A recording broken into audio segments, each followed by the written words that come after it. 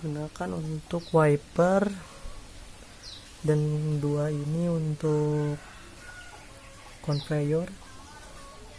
wiper, dan di skat bagian tengah itu untuk tempat sampah, dan yang di atas ini untuk panel surya.